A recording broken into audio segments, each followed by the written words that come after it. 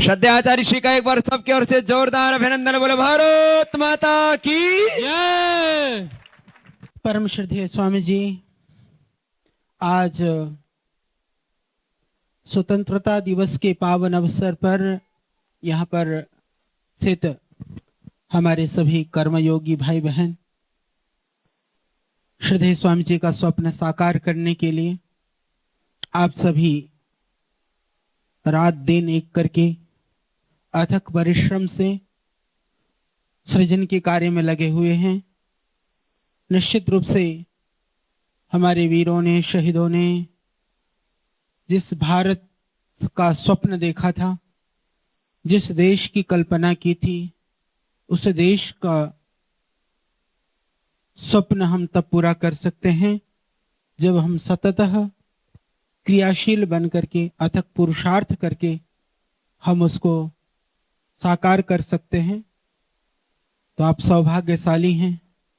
श्रद्धेय स्वामी जी के पवित्र मिशन में, इस पवित्र अभियान में आपको एक सिपाही की तरह से, एक कर्मयोगी की तरह से, एक कर्मयोगिनी की तरह से लग करके इस देश की सेवा करने का आपको मौका मिला है। जैसे श्रद्धेय स्वामी जी ने कहा कि कार्य तो आप कुछ भी कर सकते हैं, भगवान ने पुरुषार्थ करने की आपको शक्ति दी है। आप अपनी विद्या और बुद्धि से कुछ भी कर सकते हैं, पर यह हमारा सौभाग्य है कि भगवान ने हमें इस अभियान से जोड़ा और इस अभियान से जुड़ करके आप राष्ट्र निर्माण की इस महाअभियान में एक सहभागी होने का आपको मौका मिला। इसको हमेशा याद रखना और जितना दूसरा पुरुषार्थ करते हैं उससे ज्यादा हमें पुरुषार्थ करना है।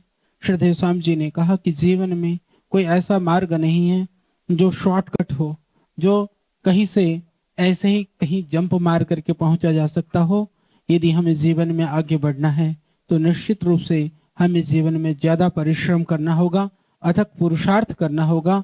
तो आप सभी कर्मयोगी भाई बहनों को आज स्वतंत्रता दिवस की इस पावन अवसर पर हम बहुत शुभकामनाएं और आपको आशीर्वाद, बधाइयां देता हूं। आप इसी तरह से काम करते रहें।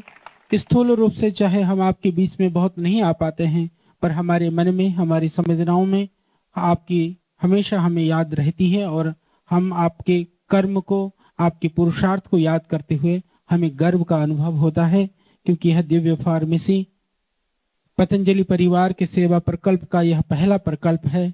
इसको आप लोगों ने थामा हुआ है, तो इससे बाकी जितने भी अध्याय लिखे जाएंगे तो नींव का पत्थर हमेशा नींव का होता है और उस पत्थर को सींचने का काम आप सभी भाई बहन कर रहे हैं।